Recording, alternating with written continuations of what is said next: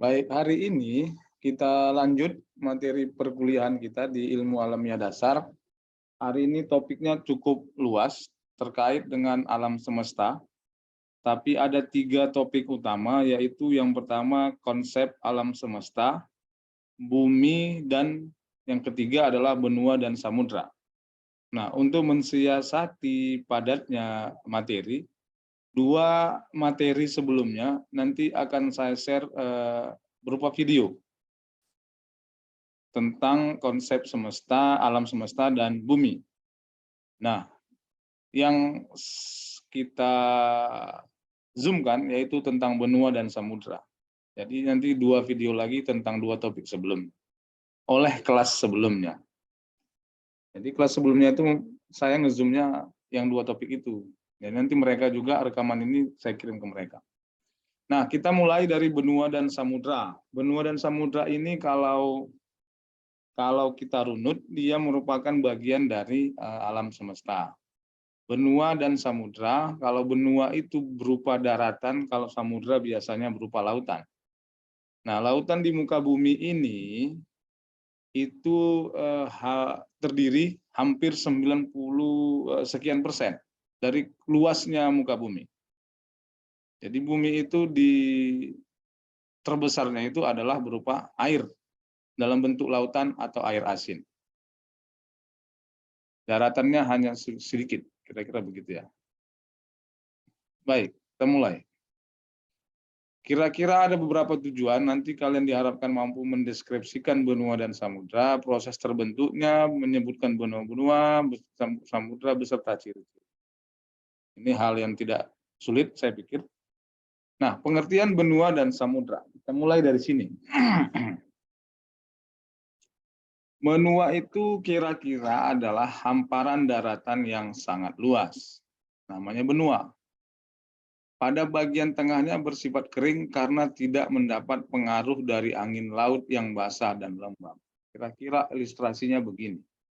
Kalau ada hamparan yang luas, daratan yang luas, dan dibatasi oleh laut misalnya, maka daerah yang paling sedikit mendapat pengaruh angin adalah tengah-tengah bagian daratan itu. Kira-kira ilustrasinya begitu. Nah, jadi benua itu adalah hamparan daratan yang sangat luas. Nah, pulau adalah daratan yang relatif sempit dan dikelilingi oleh laut. Nanti kan ada yang bertanya, pulau itu kan daratan juga, kenapa nggak disebut benua? Karena benua itu hamparan daratan yang sangat luas. Kalau pulau sempit, sama-sama memang dikelilingi oleh laut. Jadi, dalam sebuah benua itu bisa jadi terdiri atas berbagai pulau. Itu ya. Itu perbedaan antara samudra dan benua dan pulau. Nah, kemudian ada samudra. Samudra adalah hamparan air asin yang mengelilingi daratan atau benua. Kemudian ada lagi laut, sama-sama hamparan air asin, tapi sempit. Maka ada sebutan Samudra Hindia, ada sebutan Laut Jawa misalnya. Jadi perbedaannya adalah luas dan tidak luasnya. Kalau benua dan pulau, lebih luas benua. Kalau samudra dengan lautan, lebih luas samudra. Walaupun sama-sama hamparan air asin, yang mungkin juga mengelilingi daratan atau benua. Karena laut pun mengelilingi daratan atau benua. Nanti ada lagi selat, ya kan? Kira-kira itu pengertian dasar dari benua dan samudra. Oke, itu yang pertama yang paling penting untuk melanjutkan ini. Nah, bagaimana proses terbentuknya benua dan samudra? Kita mulai dari menurut Alfred Wegener sebelum zaman karbon atau kurang lebih 300 juta tahun yang lalu. Bayangkan aja lah 300 juta tahun yang lalu. Sedangkan membayangkan materi minggu yang lalu aja susah ya kan? Lupa ya kan? Apalagi membayangkan 300 juta tahun yang lalu. Nah, semua benua yang ada sekarang ini tergabung menjadi satu yang disebut namanya benua Pangea. Seluruh daratan di muka bumi ini menjadi satu, disebut benua Pangea. Oke, ya, nggak ada pulau-pulau seperti sekarang ini. Itu katanya. Nah, benua Pangea ini kemudian terpecah menjadi dua benua, yaitu Laurasia di bagian utara dan Gondwana di bagian selatan. Jadi kalau utara selatan berarti tengahnya itu ya, satu ke utara, satu ke bawah. Satu ke atas, satu ke bawah, kira-kira gitu. Pangea menjadi dua, Laurasia dan Gondwana. Proses pecahnya benua Pangea ini terjadi sekitar 135 juta tahun yang lalu. Berarti sekitar 150-an juta setelah zaman karbon. Kira-kira begitu. Pecahnya menjadi dua. Nah, benua Laurasia bagian barat bergerak ke utara menjauhi benua Gondwana yang membentuk benua Amerika Utara. Amerika Utara itu Amerika Serikat, Kanada, itu Amerika Utara. Kemudian yang Gondwana itu di selatan terpecah menjadi beberapa benua, yaitu bagian barat bergeser terus ke arah barat menjadi benua Amerika Selatan, yang dihuni oleh negara Brazil, itu Amerika Selatan. Nanti ada Selat Panama, yang kecil itu kalau melihat peta kan ada yang kecil itu, ada Selat Panama di situ. Bagian timur bergerak ke timur menjadi benua Afrika. Benua Afrika itu satu, tidak ada selatan sama utara. Kemudian bagian yang lebih kecil di bagian timur terus bergerak ke arah timur laut menjadi India. Oke, itu pembagiannya. Menurut si Alfred Wegener. Nah, satu bagian lagi terpecah menjadi dua, bagian timur bergerak ke arah timur laut dan bagian barat terus bergerak ke arah selatan. Kira-kira begini ilustrasinya. Nih, yang bergerak, yang terpecah dua tadi ini, yang ke selatan ke Amerika Selatan, ini daratan Gondwana itu. Jadi berapa itu pecahnya? Banyak ya. Kalau yang Laurasia tadi itu hanya satu, yaitu membentuk benua Amerika Utara. Tapi yang Gondwana ini yang menjadi banyak. Beberapa bagian daratan, pergeseran benua, kira-kira begitu. Nah, perkembangan selanjutnya, Amerika Utara bergabung menjadi satu dengan Amerika Selatan. Nah, gabungan antara Amerika Utara, ada nggak gambarnya? Oh, nggak ada. Amerika Selatan itu yang tipis itu ya, negara Panama di situ. Kalau nanti lihat peta ada di situ. Bergabung dia, tapi dengan membentuk itulah yang kecil itu daratan Panama. Nanti makanya ada sebutan Panama yang dikorek sehingga dari bagian timur mau ke barat tidak perlu mengelilingi benua Amerika, tapi melalui terusan itu. Kemudian yang Eurasia menjadi benua Eropa dan benua Asia. Bagian paling selatan yang bergerak ke selatan menjadi benua Antartika dan bagian selatan yang bergerak timur menjadi benua Australia. Kira-kira begitu. Nah, teori si Wegener ini disebut juga teori pergeseran benua, didasarkan pada faktanya sebagai berikut. Yang pertama, lekukan atau bentuk pantai di Afrika Timur, Amerika Utara, dan Amerika Selatan dengan pantai barat Eropa hampir sama. Jadi begini, kenapa si Wegener itu mengemukakan teori pergeseran benua? Karena dia melihat karakteristik pantai di Afrika Timur, Amerika Utara, dan Amerika Selatan sama. Sehingga kemungkinan besar adalah dari satu bagian yang sama. Nah, yang kedua, daratan tanah hijau Greenland, walaupun bukan hijau warnanya, karena tertutupi salju, Iceland itu baru hijau. Gitu ya. Menjauh dari Eropa sejauh 36 cm setiap tahun. 36 cm itu satu rel itu juga ya kan. Bayangkan aja itu lama-lama dia menjauh dari Eropa. Nanti boleh kalian cari itu. Kemudian tanah di Amerika Selatan, Afrika, India, Australia, dan Antartika persamaan sifat. Ini yang Gondwana tadi itu, yang memecah itu. Sifatnya sama tanahnya. Sehingga kemungkinan besar mereka dulu bersatu. Kan kira-kira begitu. Kemudian Pulau Madagaskar dalam gerakannya ke arah barat terhambat oleh Afrika. Dia bergerak tapi terhambat oleh benua Afrika. Sekarang posisi benua dan samudra.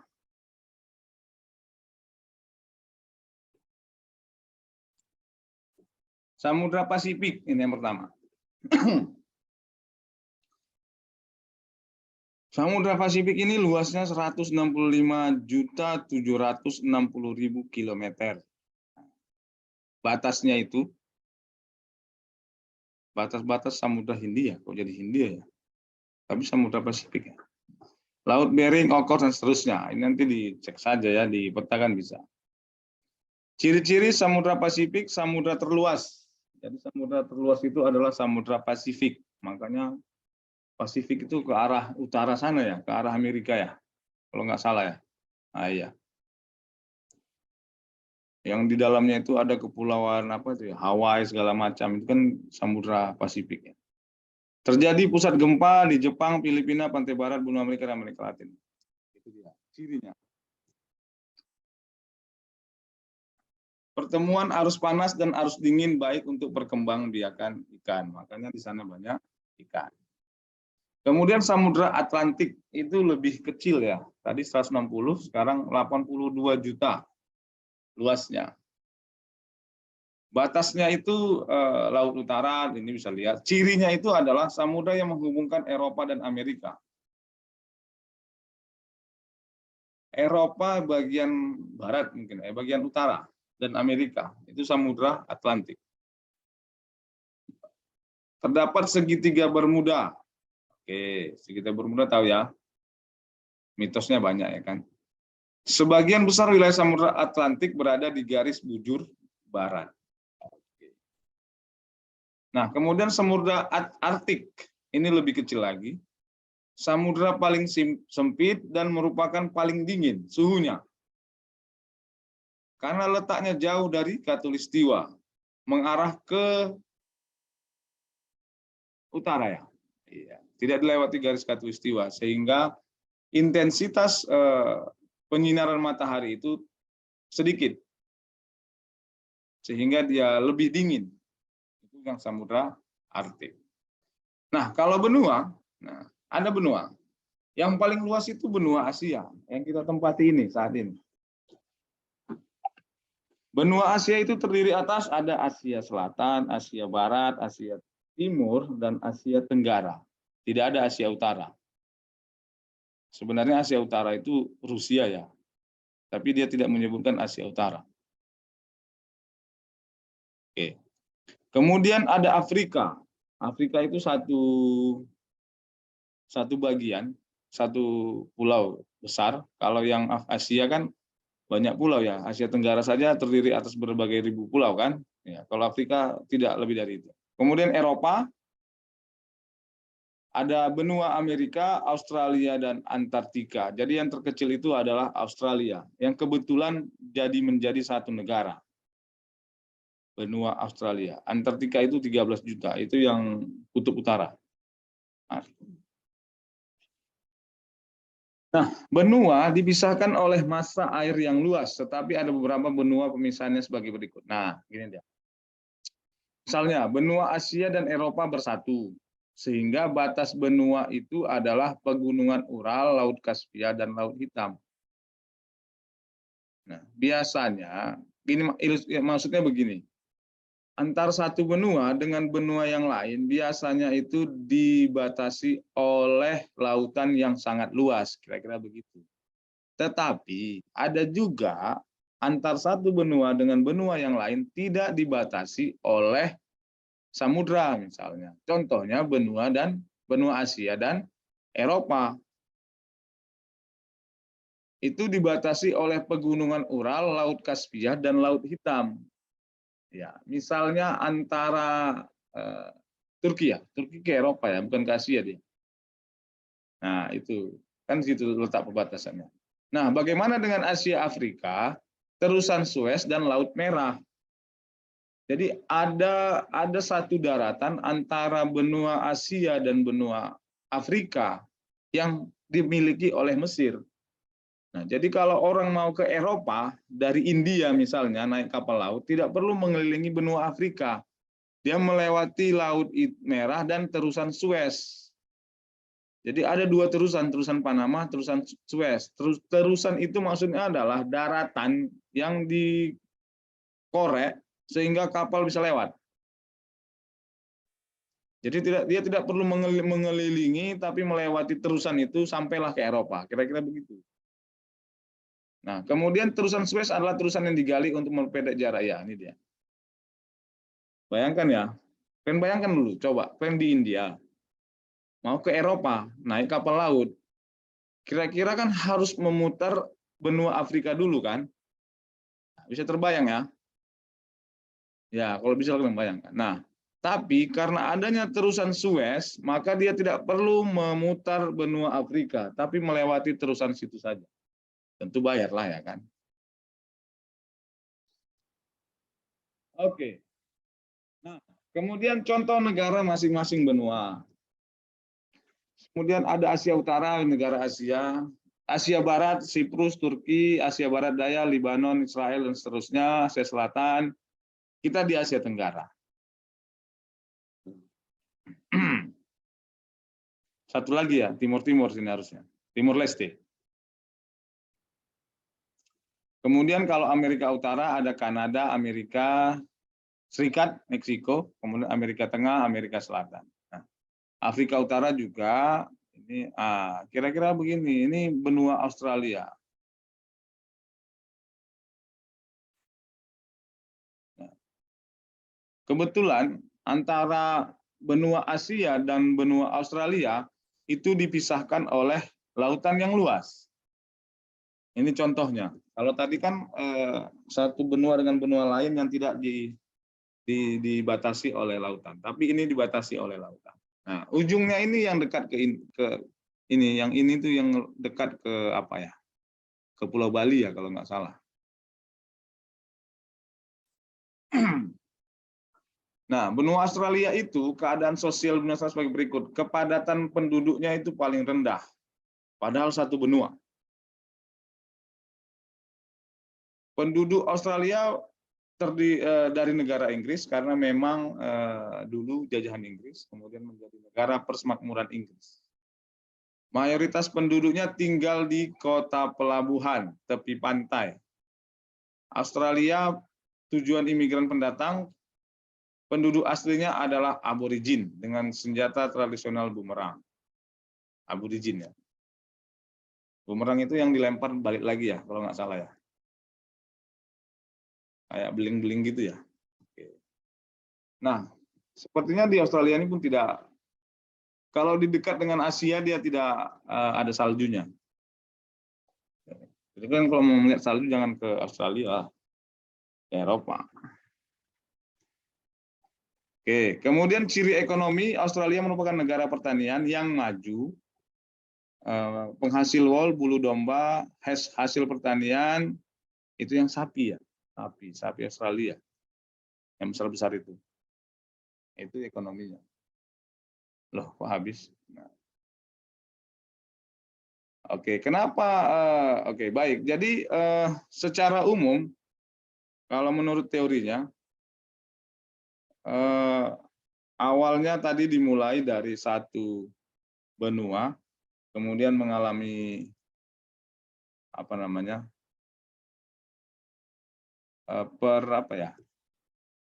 berbagi menjadi dua, kemudian selanjutnya menjadi masing-masing yang seperti ada kita yang sekarang. Nah,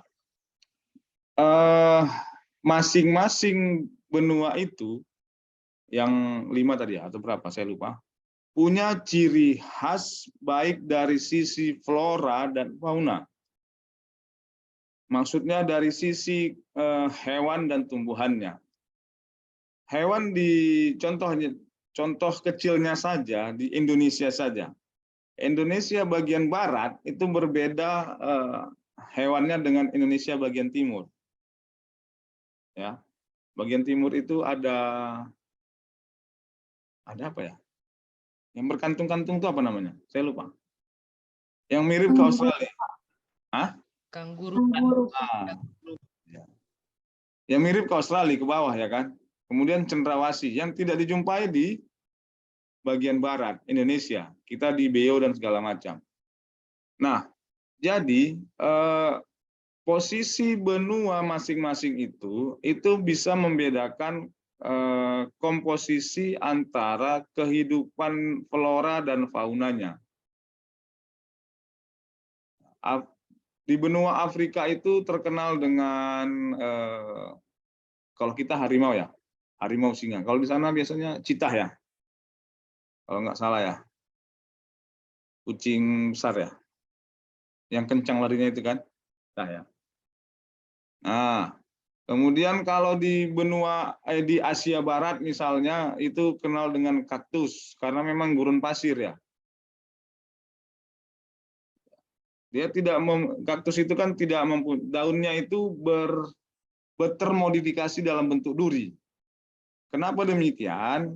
Untuk meminimalisir penguapan. Kalau di gurun pasir kan penguapannya tinggi. Kalau lebar-lebar daunnya, sementara air di bawah tidak ada, maka akan mengalami kematian tumbuhannya. Maka termodifikasi menjadi seperti itu. Beda dengan di Indonesia, daunnya lebar-lebar, tinggi-tinggi. Kan gitu ya. Nah, di Sumatera Utara aja pun berbeda ya, antara di pegunungan dengan di Medan misalnya, di Brastagi dengan Medan. Ada yang di sana tumbuh, tapi sampai di sini nggak tumbuh-tumbuh bunganya. Artinya bahwa kondisi lingkungan itu, lingkungan yang di sini maksudnya adalah posisinya itu, dari sisi garis bujur, garis lintang, ketinggian, dan sebagainya, itu mempengaruhi jenis tumbuhan dan hewan yang hidup di dalamnya. Kalau manusia bisa hidup di mana saja karena memang kemampuan adaptasi manusia itu lebih baik. Kalau hewan dan tumbuhan yang mungkin lebih sedikit adaptasinya kurang. Misalnya di Cina itu ada panda ya, panda yang berbulu kan berbulu ya. Dia kalau ke Indonesia misalnya, dia akan mengalami adaptasi misalnya mengurangi bulunya karena penguapan di Indonesia kan panas ya. Kalau di sana kan dingin jadi harus pakai bulu besar, bulu banyak. Nah, itu yang menjadikan ciri masing-masing benua itu berbeda antara flora dan faunanya. Nah, maka nanti ada muncul namanya endemik, ada tumbuhan endemik, ada hewan endemik. Endemik itu maksudnya tumbuhan itu sebenarnya, hewan itu aslinya berasal dari situ. Bisa hidup tempat lain, bisa. Tapi mungkin berbeda kualitasnya dengan yang di aslinya. Nah, misalnya cendrawasih itu endemiknya di Papua misalnya. Bisa nggak hidup di Medan? Ya bisa. Tapi asalnya dari sana. Tentu berbeda nanti antara di sana dengan di sini. Nah, begitu juga dengan yang lain. Nah, baru termasuk juga dengan manusianya ya. Kalau di Asia Timur biasanya itu matanya cipit-cipit ya. Itu yang Cina, Jepang segala macam. Kalau di Indonesia itu tidak, tapi kita di Kepulauan Nias misalnya. Walaupun katanya dulu Kepulauan Nias itu kan berbeda, di Sumatera Utara saja berbeda. Antara di daratan dengan di Kepulauan Nias itu penduduknya punya ciri berbeda. Kalau di Nias itu matanya agak lebih cipit, karena itu katanya migrasi dari Asia Timur ke situ. Makanya seperti itu.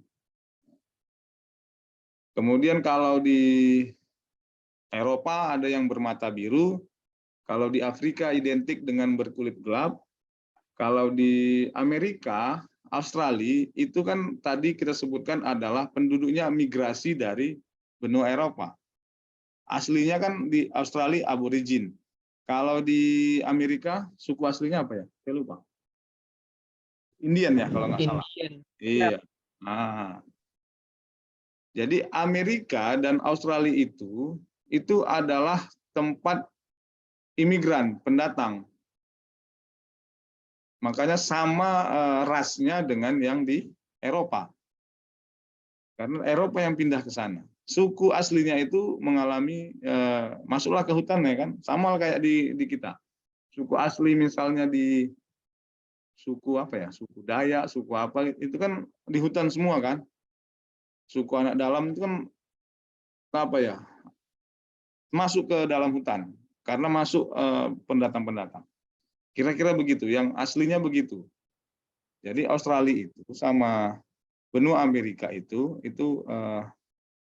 terutama Amerika Serikat ya, itu merupakan bagian orang imigran yang datang ke situ dari benua Eropa. Kalau Indonesia rasnya itu biasanya dari Mongol, dari atas, Mongoloid katanya. Walaupun di Aceh ada juga yang bermata biru karena keturunan Portugis kalau nggak salah dulu ceritanya. Kira-kira begitu, itu asal mula dari benua dan samudra termasuk makhluk hidup yang mendiami di dalamnya. Jadi setiap itu punya ciri khas masing-masing, walaupun terpisah oleh lautan, termasuk samudra. Nah, samudra itu kalau di Belawan kita misalnya ke Belawan itu bukan samudra yang kita lihat, itu selat. Tapi kalau ke pantai barat itu samudra. Sibolga itu lepas langsung laut lepas samudra. Aceh itu makanya kenapa tsunami-nya besar karena dia dikelilingi oleh samudra semua. Bagian kecilnya ini Selat Malaka yang tidak mengalami tsunami kemarin. Karena yang mengalami tsunami itu adalah yang di samudra.